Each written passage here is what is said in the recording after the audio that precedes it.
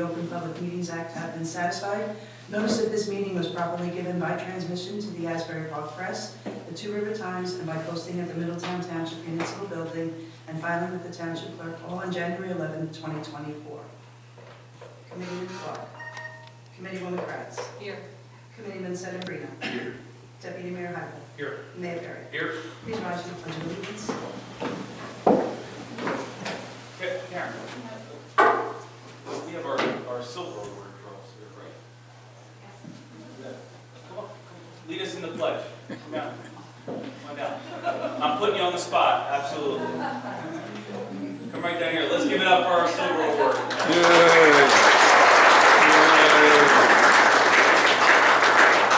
Yay! We're going to hear from them in a second. Come on forward. All right. Flag's right behind you. You can lead us in the pledge. All right. Go ahead. Put allegiance to the flag of the United States of America and to the republic for which it stands, one nation, under God, indivisible, with liberty and justice for all.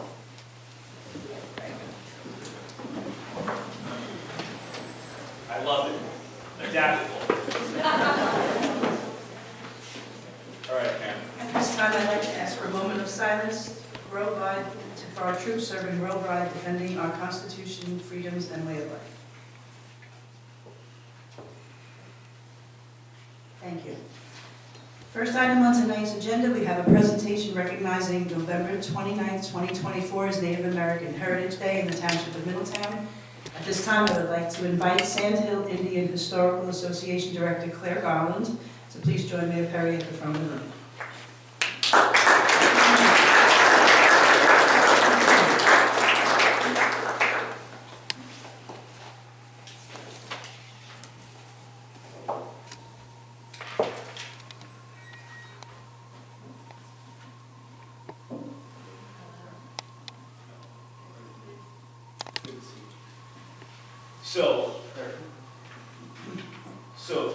Claire is here for a very special reason, and for those of you who don't know Claire Garland, an absolute advocate, someone that not only loves history and has stood at this, at the front of our township meetings. The last time we did this, I think, was in the old building, right? But someone who has dedicated themselves to loving and preserving history, somebody that works tirelessly, that comes to every meeting with some treats too, especially, but somebody that's dedicated themselves to ensuring that the legacy of the Lenni Lenape tribes of the Native American history lives on in Middletown. And a few months back, not only did Claire join our America 250 committee, which is Middletown's effort to celebrate our 250th anniversary of our founding, which will take place in 2026, and the planning for that began earlier this year. But Claire came to the township with a request and advocated for not only the further preservation of that Native American history, but to continue to recognize it in and around town. And Claire, in perfect Claire Garland fashion, did all the research, must have provided me with a 26-page report of why we need to create a sign at the location of our train station and our Middletown Arts Center for what is known as the powwow grounds. What I don't think Claire knows yet is that, Claire, we are making that marker happen, and it's because of your advocacy. So in recognition of Native American Heritage Day, which was November 29th, we wanted to bring you in, Claire, and actually present you with what will be a copy, what is a copy for you to take of the plaque that is going there. And it says this location at the Middletown train station was the site of the, you got it. Chickawassett. Okay. I'll get that. By the time the sign goes up, I'll have that down. Chickawassett Village, or the powwow field in Ramsey, a Native American place for assembly, trading goods, celebrating, communication and spirituality between the Lenape Navasink people and the early settlers who arrived in 1664. The cooperation and assistance of everyone involved greatly contributed to the success of the village of Middletown. So Claire, your advocacy has paid off once again, and this plaque will be mounted right near those powwow fields because of your advocacy, love, and dedication to preserving that Native American history. So thank you for everything.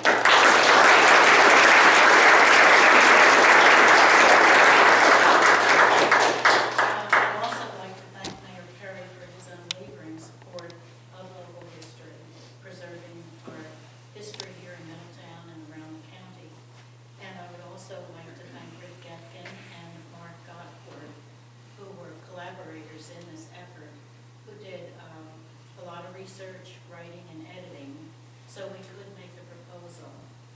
And I'd also like to thank Mark and his group from AT&T for the menacing trail markers on Kings Highway and Red Hill Road and Crawford's Corner. We're working on one in Matawan now with the park system, so we're still at it.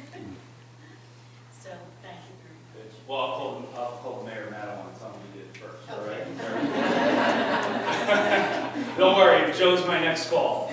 All right, let's give it up for Claire Barber.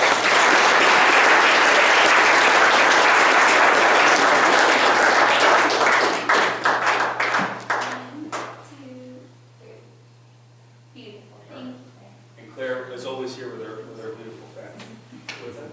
Should I No, you're taking off with you. That's for you. leave it? All right, you got it. All right, thanks, Claire. Mayor.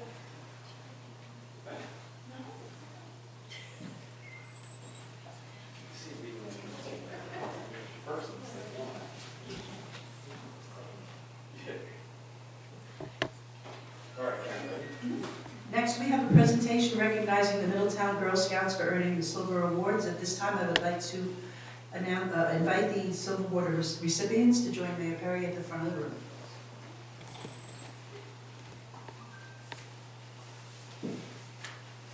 Second trip up here.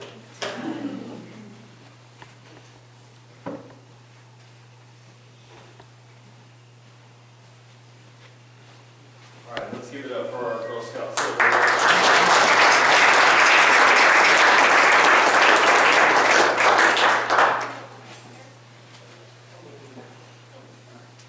So, first of all, congratulations. This is the highest award, right? For It goes silver and gold. silver and gold. Obviously, that makes sense, right? But the great thing about this silver award was that it not only benefited our community, but took place right on municipal property, right at the Middletown Arts Center, in the creation of a butterfly garden, right in which is certainly one of my favorite places in town. We were just there yesterday for our Christmas tree lighting. But the beautiful thing about this butterfly garden and the preservation of that area over there is you see the beauty as soon as you arrive at the Art Center. And whether you come in from the parking lot on one side or you walk down the path towards our 9/11 Memorial Gardens, that beauty has now only been enhanced by the efforts of our Silver Award winners. So, no pressure, but we can certainly use another butterfly garden. Don will bring the milkweed, no You got problem, it. right, Don? Yep, Okay, tons of it. Beautiful. To attract those butterflies, but we're so proud of you. Middletown is so proud of you, and I'm really proud that I get to call you up here and corner you into doing the Pledge of Allegiance without asking, because I can already hear my not even 4-year-old daughter yet telling me that I embarrassed her by calling her up now. Congratulations. So on behalf of the Township Committee, we want to congratulate the Girl Scouts of the Jersey Shore on earning their Girl Scout Silver Award. Receiving a Silver Award is the highest honor a cadet Girl Scout can earn, and we appreciate how much you work, how hard you had to work to achieve this. Thank you for dedicating your project to addressing the need for more pollinators and butterflies by building a community butterfly garden at the Middletown Arts Center, hosting a virtual event to raise awareness about the issue and creating a garden of perennial flowers. Through this impressive project, you've helped improve our community while leaving your mark. Signed on this day, the 2nd of December, 2024. Congratulations.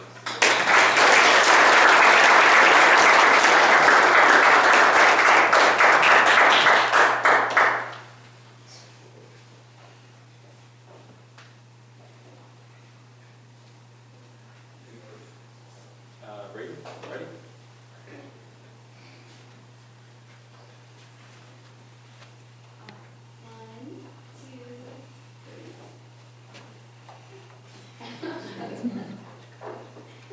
Perfect. It's okay. Yeah. We won't use this photo. 1, 2, 3. Congratulations.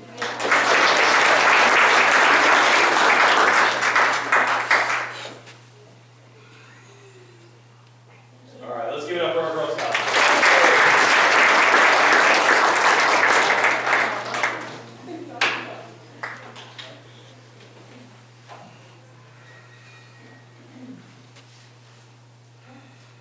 Okay, next we have a presentation recognizing MSC Spirit Red 2013 Girls Team for winning the 2024 New Jersey President's Cup Championship.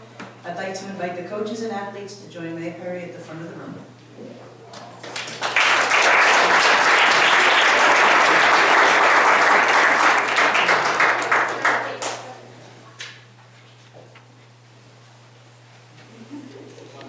Take a time out real quick.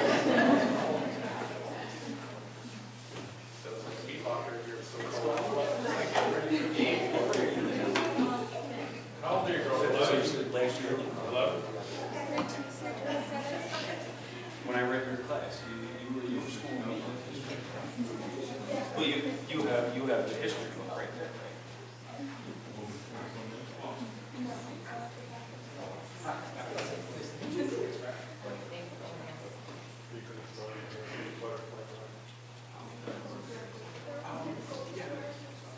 Want me just to give you a background? You can kick it off. All right, sure. We're reversing roles. This is good. I won't take long. My name is Matt Blessing. I'm one of the managers. This is Coach Chris and Coach Crystal. These girls are the 2013 Middletown Soccer Club President's Cup champions. President's Cup is one of the state competitions. It's a prestigious event. They are actually the first team, the first Middletown team to win the President's Cup since 2015. It's the first one in 10 years. So we're very proud of them. You guys want to say anything? Mayor Perry, thank you for having us, and everyone behind the scenes to get us here. These girls showed up, and it was just a warrior mentality. And that final of, the President's Cup, that championship game, they came together, and we were in the final the year before that, and we went home as finalists, and I heard it for an entire year. We are not returning and walking off without a trophy. They said, okay. So they put in the work, but they were just determined to get the job done, and they did it, and they're just an awesome bunch off the field. So that's a very good job. All right. So let's give it up for our champions real quick.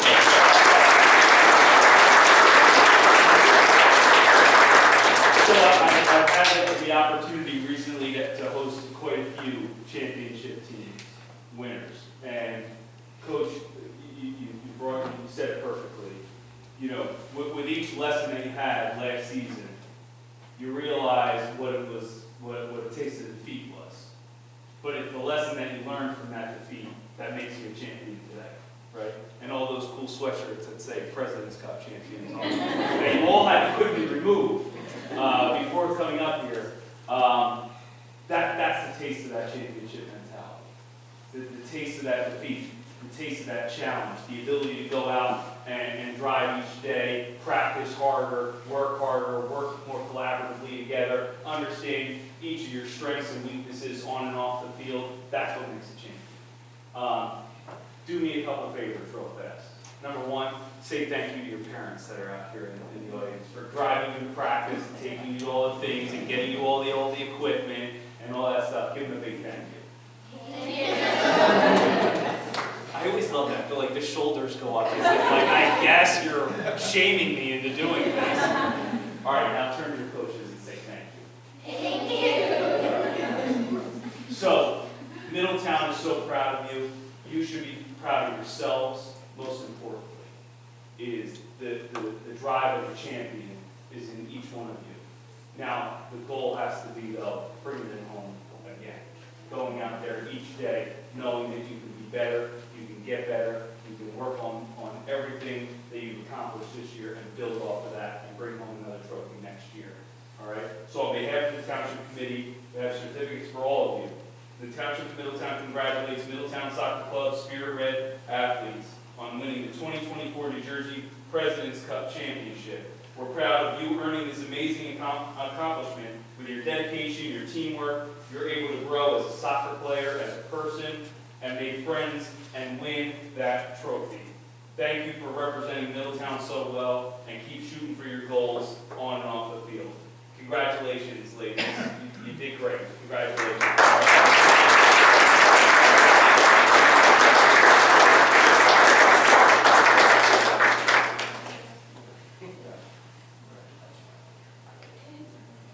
All right. Great handshakes, too. Yeah. All right, let's take a quick picture real fast, all right? You come. You've all taken pictures before, right? All right.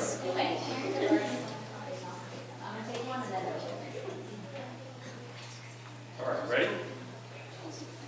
All right, on the count of three, we're gonna say Spirit Red, okay? 1, 2, 3. Spirit Red. Awesome. Congratulations. Wait a second, you gotta let all those people that I just forced you to thank, they're now gonna take it.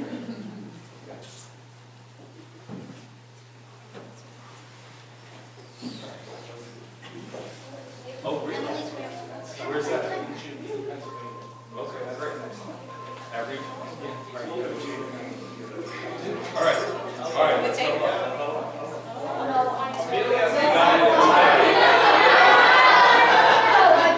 I peer pressured you enough. We're doing it. Come on. Let me say. Come on.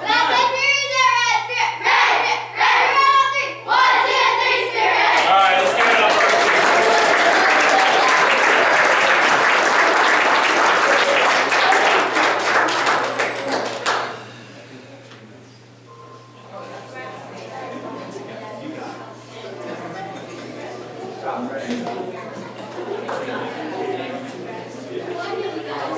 We're going to take a 2-minute recess for anyone that would like to leave before the rest of the meeting.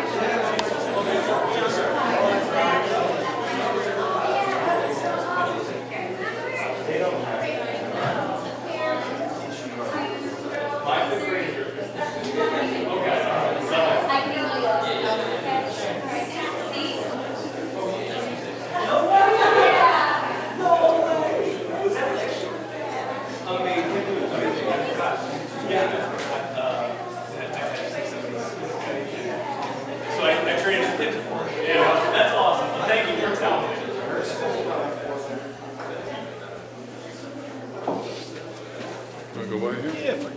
You got it, you got it. Yeah, we can do that on this town center. No way!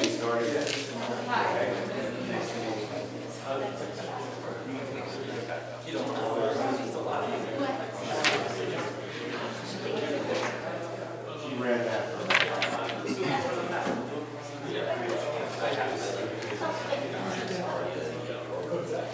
It was July.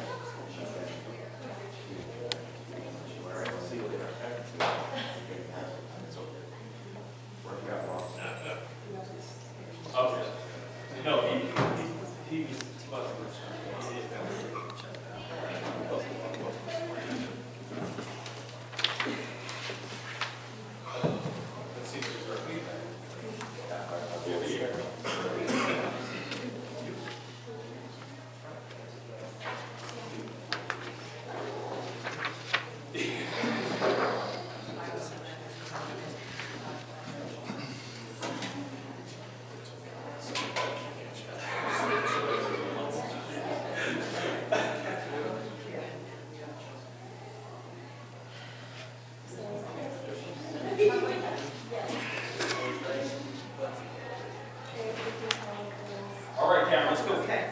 Okay, we have a proclamation for the record recognizing December 7, 2024 as Pearl Harbor Remembrance Day in the Township of Middletown. Next on our agenda, we have public hearing of proposed ordinances. First, we have 2024-3441, a bond ordinance amending and restating ordinance 2024-3434 by providing an appropriation of $2,100,000 for acquisition of property by and for the Township of Middletown in the County of Monmouth, New Jersey, and authorizing the issuance of $1,995,000 in bonds or notes of the township for financing part of the appropriation. Any member of the public wishing to speak on public ordinance number 2024-3441? Seeing no member of the public stepping forward, move to close the public portion and approve. Second. Committeewoman Kratz. Yes. Committeeman Sedambrino. Yes. Deputy Mayor Hybel. Yes. Mayor Perry. Yes. Motion carries to pass this ordinance on second and final reading. Next, we have ordinance 2024-3442, an ordinance authorizing acceptance of declaration of restrictive and protective covenants for stormwater maintenance and various related deed of easements over portions of blocks 720, lots 4.01, 4.02, 4.03, 4.04, and 4.05 Atlantic Avenue. Any member of the public wishing to speak on public ordinance number 2024-3442? Come on down. I like those new glasses, Deputy Mayor. You still can't see. That's right. Here's a good fellow, I remember. All right. Sir, state your name and address for the record. Hi, my name's Don Watson, living at 1 Collinson Drive in New Monmouth. I was just wondering whereabouts Atlantic Avenue is? Whereabouts in the town? Yeah, Or whereabouts do we need these easements? What do we need these easements? both. How's that? Okay. Tony? This is the Atlantic Avenue in Hillside. Oh, okay. I think this is sort of like a dead end. Right. I thought it was the one down by Ideal Beach. No. And I'm trying to think of what kind of slopes and stuff are at Yeah. Ideal Beach besides sand dunes. Anyway, I wouldn't have these questions if we were able to search on the GIS property map by block and lot number. Yeah. All we can do is by address. It should be one kind of soon. Yeah, that's what you said back in the spring. Yeah. But we gotta wait till his contract expires, so it expires at the beginning of January 2025. Man. Okay, thank you, that's all I got. All right, thanks, Don. Any other member of the public wishing to make public comment? Seeing no other member of the public stepping forward, move to close public portion and approve. Second. Committeewoman Kratz. Yes. Committeeman Sedambrino. Yes. Deputy Mayor Hybel. Yes. Mayor Perry. Yes. Motion carries to pass this ordinance on second and final reading. Next, we have ordinance 2024-3443, an ordinance amending the code of the Township of Middletown governing smoke and vape shops and the sale of vaping and smoking products and paraphernalia in business establishments. Any member of the public wishing to make a public comment on public ordinance number 2024-3443? Melanie, come on down.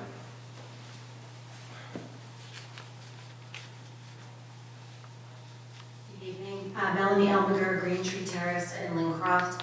I'm trying to make sense of all the information about smoke shops, especially in light of the technical memorandum that was on November 18th, the zoning board adjustment, where Lincroft Smokers Haven asked for a request of interpretation. And I guess my question is this. In section 1, you have all the definitions of the different types of smoking paraphernalia in shops, but it doesn't really define what a cigar bar or a cigar lounge is. And I'm trying to understand, where does the state have jurisdiction, where does the town have jurisdiction as it pertains to the Smoke-Free Air Act?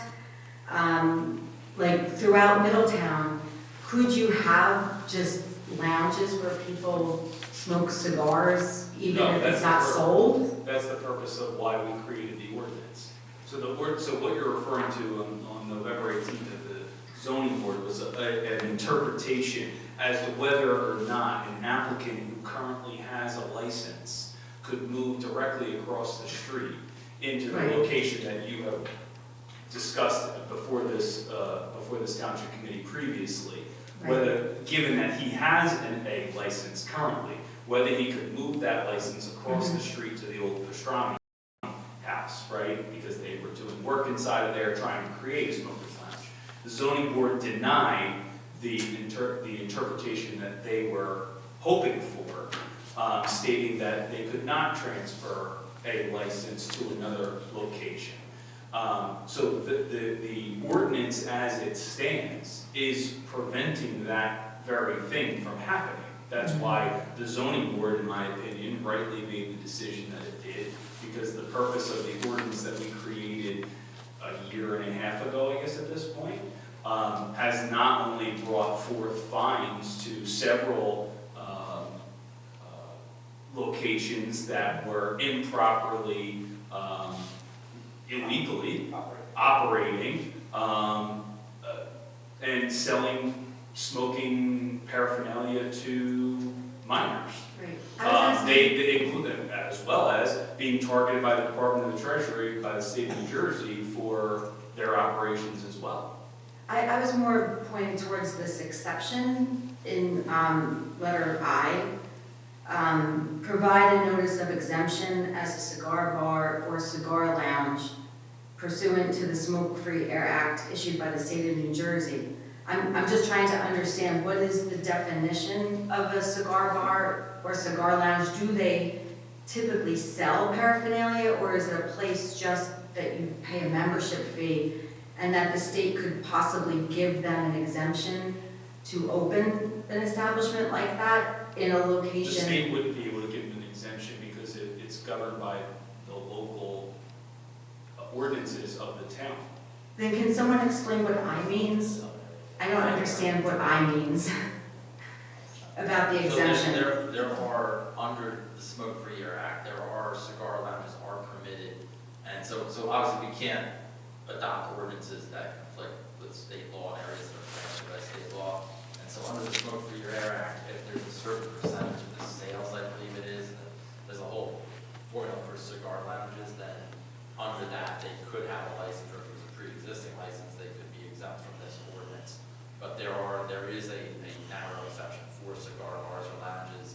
Off the top of my head, I don't remember the specifics of it, but I think it has to do with the percentage of sales of the cigars, and I don't think they can sell other stuff. It's just like strictly, I think there's like a place in Princeton, I know, is under one of those exemptions. Yeah, the exceptions that are under the Smoke-Free Air Act, we couldn't prohibit if we wanted to, because we wouldn't be able, as Brian said, we can't adopt an ordinance that prohibits that sort of thing. But the reality of a place opening that only is with smoking of cigars and selling no other products is pretty unlikely. Okay, because it happens in Red Bank. There's a few in Red Bank, I think.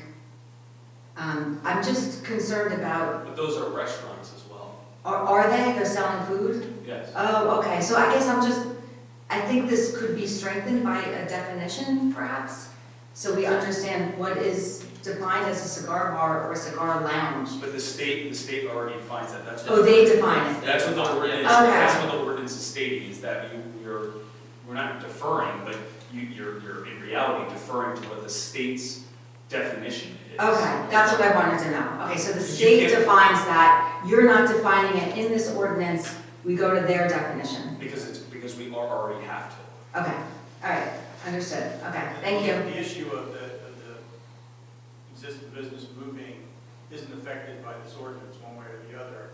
That it was already prohibited under, the way we interpret it, the zoning board agreed with us. What it does is changes the fees and changes some of the enforcement procedures. Okay, yeah, it was just the wording of notice of exemption and that there not being a definition, because I truly don't know what they specifically do there that defines them as that, instead of just a regular club, that does other things. Yeah, the locations that you're referring to in Red Bank those are restaurants. They are, okay. That have the ability for you to purchase cigars Okay, and smoke them inside. okay, But that's why up the fact that the definition of a cigar bar is that their sales have to be Mhm. focused in on that. Okay. Okay, because Smokers Haven has locations in other towns, that's why I was trying to make that distinction and understand that Right, difference. but they also sell cigars. Which you don't allow, but Colts Neck does, Marlboro does, or. This ordinance would not allow any new Okay, locations. just making sure. Okay, thank you. I thought Melanie was gonna come up here and be like, yeah, zoning board, denial. Raise more questions. Yeah. I didn't answer. All right, any other member of the public wishing to speak on public ordinance number 2024-3443? Seeing no other member of the public, stepping forward, move to close the public portion and approve. Second. Committeewoman Kratz. Yes. Committeeman Sedambrino. Yes. Deputy Mayor Hybel. Yes. Mayor Perry. Yes. Motion carries to pass this ordinance on second and final reading. Next, we have ordinance 2024-3445, an ordinance amending chapter 240-23 of the Code of the Township of Middletown, establishing fees for Carfax accident reports. Any member of the public wishing to make a public comment on ordinance number 2024-3445? Melanie, come on down. You don't work for Carfax, do you?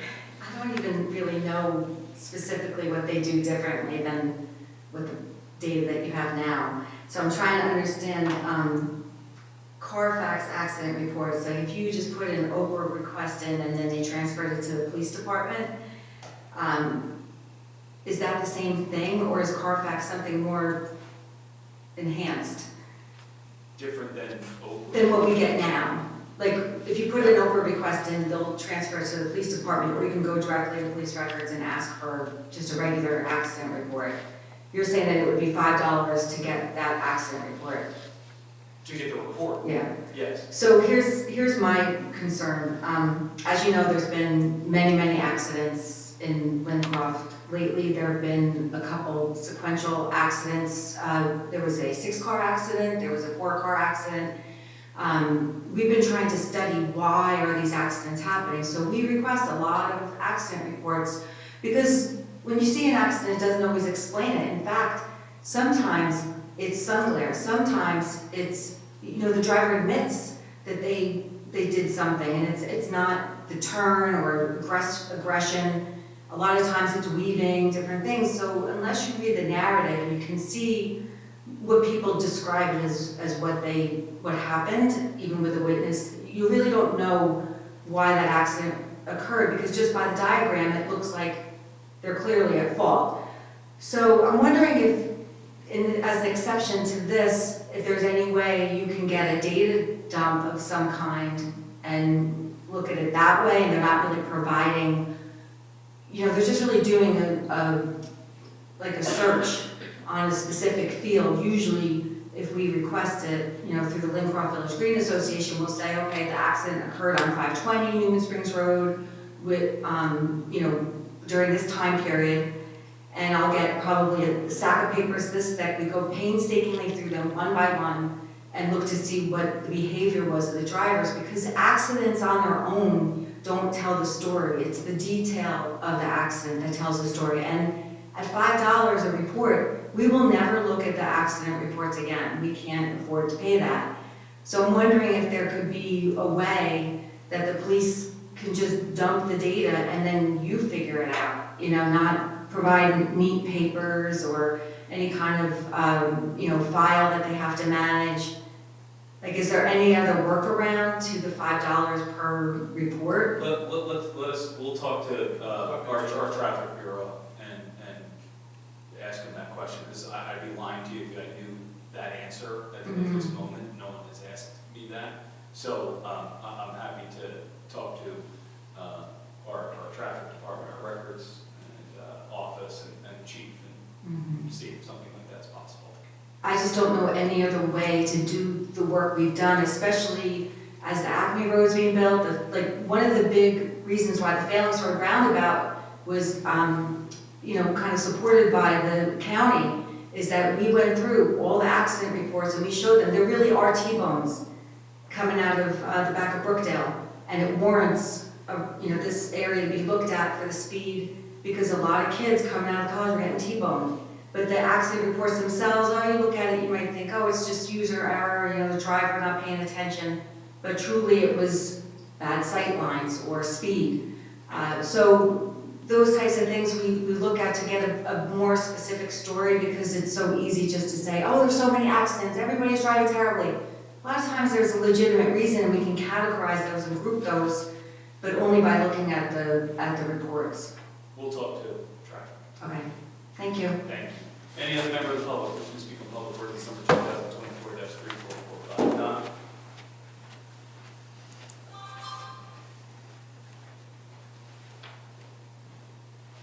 Hi, my name's Don Watson, living at 1 Collinson Drive in New Monmouth.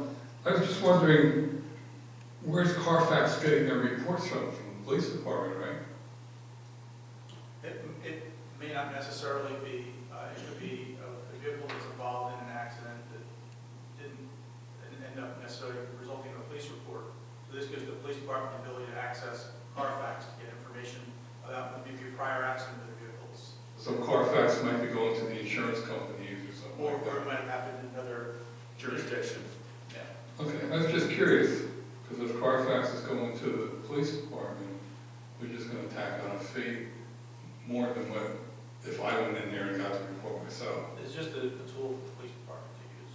Yeah, all right, cool, thank you. All right. Any other member of the public wishing to make a public comment? Seeing no other member of the public stepping forward, we will close the public portion and approve. Second. Committeewoman Kratz. Yes. Committeeman Sedambrino. Yes. Deputy Mayor Hybel. Yes. Mayor Perry. Yes. Motion carries to pass this ordinance on second and final reading. Next on our agenda, we have introduction of proposed ordinances. Ordinance 2024-3446, an ordinance amending and supplementing Chapter 423 of the Code of the Township of Middletown governing stormwater regulations to include Article 6, tree removal and replacement requirements as mandated by the NJDEP. Motion to introduce. Second. Committeewoman Kratz. Yes. Committeeman Sedambrino. Yes. Deputy Mayor Hybel. Yes. Mayor Perry. Yes. Motion carries to pass this ordinance on first reading with a public hearing to be held on December 16, 2024. At this time, I'd like to ask the Township Committee to adopt a consent agenda that would include resolutions 24-308 through 24-320.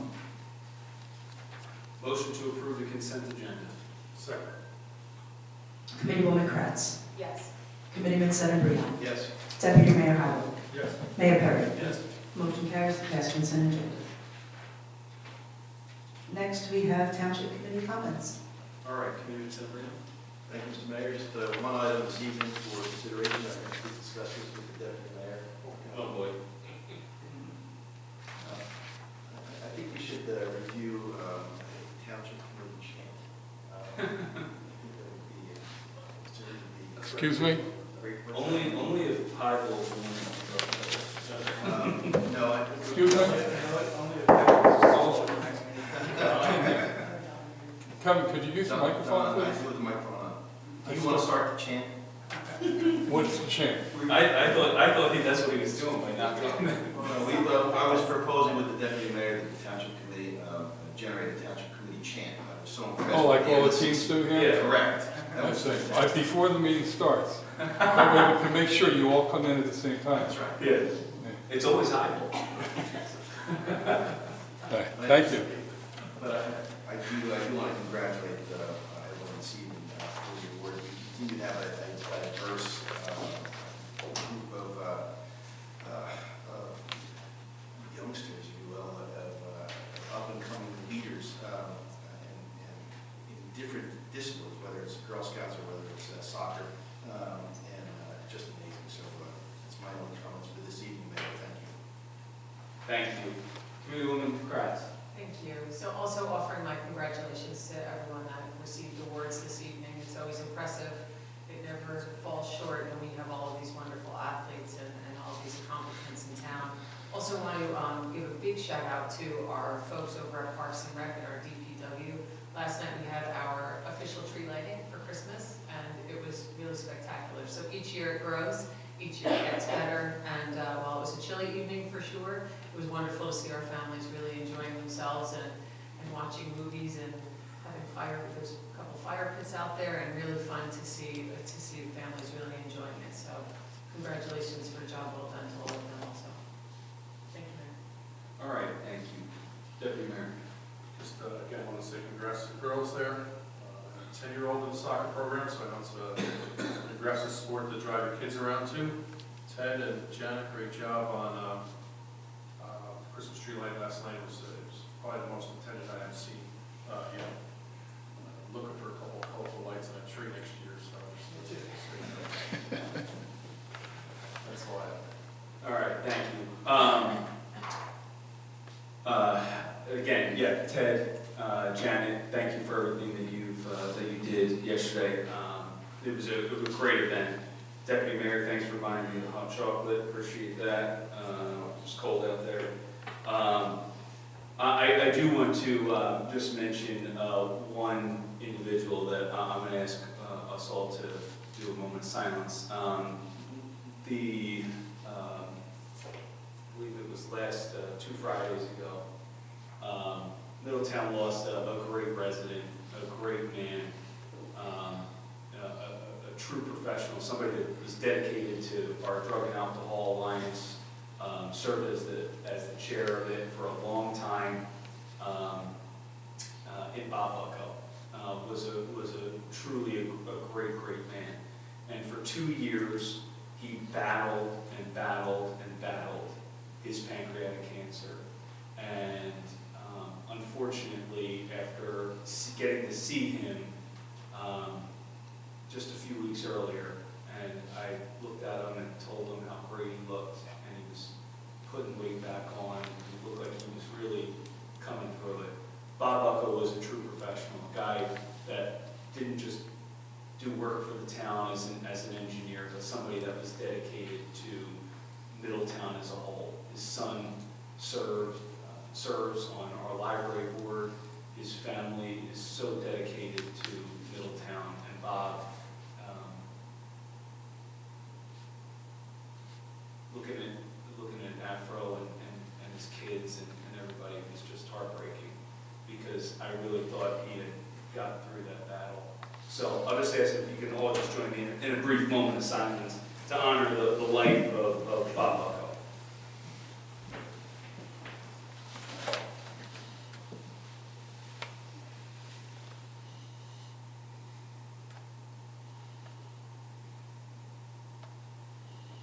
All right, thank you.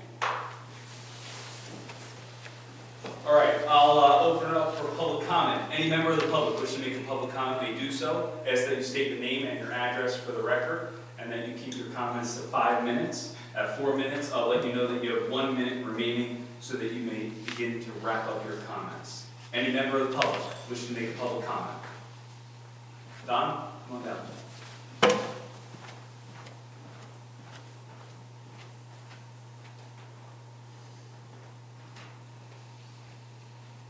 Well, my name's Don Watson. I live at 1 Collinson Drive in New Monmouth. That's one?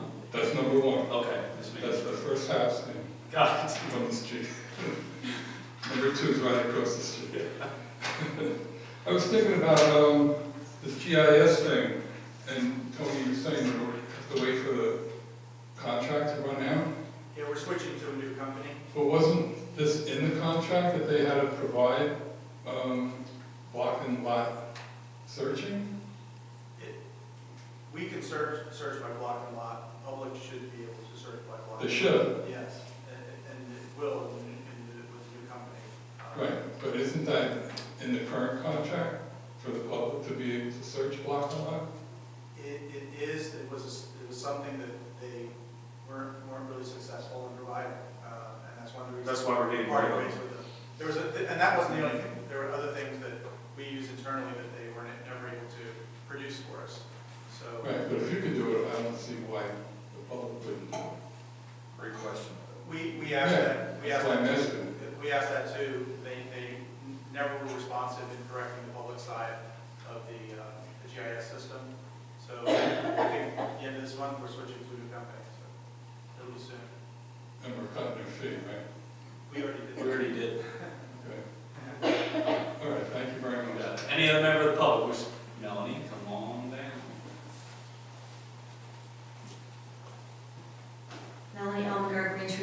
Madison, Lincroft. I just have a quick question. There's something I've been trying to work on probably for about a year and a half. It's related to the pedestrian bridge at Sunnyside on Middletown Lincroft Road, which is a county road. When the county replaced the pedestrian bridge, they told me they're only responsible for creating an asphalt berm along the length of the bridge part. Kind of slopes down a bit, and what's happening is that whole area floods a lot, and it not only floods, it becomes muddy, messy. It's hard for kids that walk to school, ride their bikes. Obviously, it's winter, and you'll see less of that. Cross-country runners don't even take that route anymore because it's too hard to get through. The county cut back a lot of the overgrowth, but when I spoke to the county highway, they said that it's not their jurisdiction. They said they think the problem really is that the sidewalk has to be raised to be more in line with the pedestrian bridge in order for not to create a flood condition.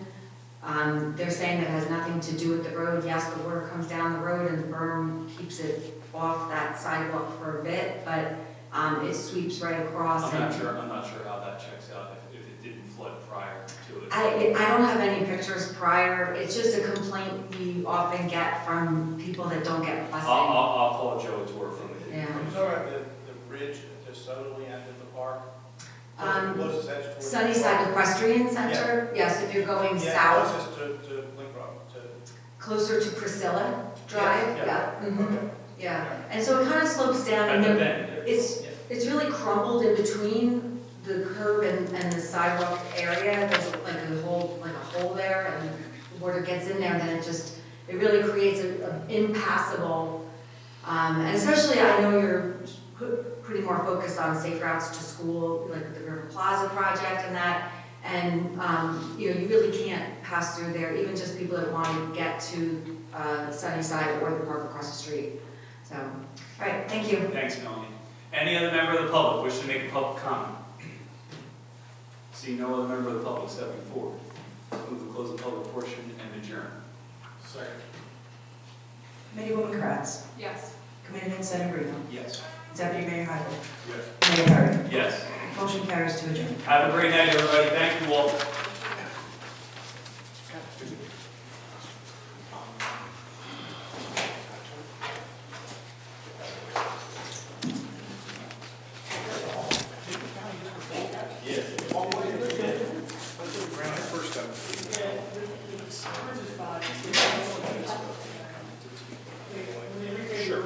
So this was the first year, so we noticed that whole thing, because it's, and I got, why, that's the reason why this official curve, because I would say asphalt curve, right, just. It's an asphalt curve, but it's property, because you said, because you're on here, telling everybody that it's wrong, so I looked at your property, turns out you don't have to file it, so I did this, one by one, here's the comparison, look at it. No, I told you to do that. So it will be, so again, we have probably this. How can this is. I'm just commenting, just like you all. Days of that, and everybody's like, no, stay off. No, I because it's just like this guy. I'll provide you. Of course not.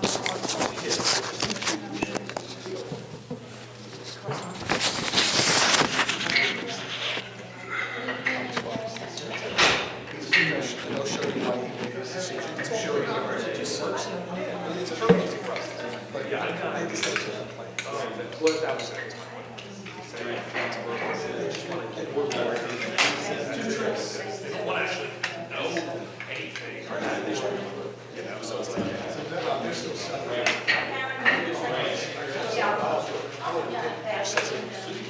Tax rates.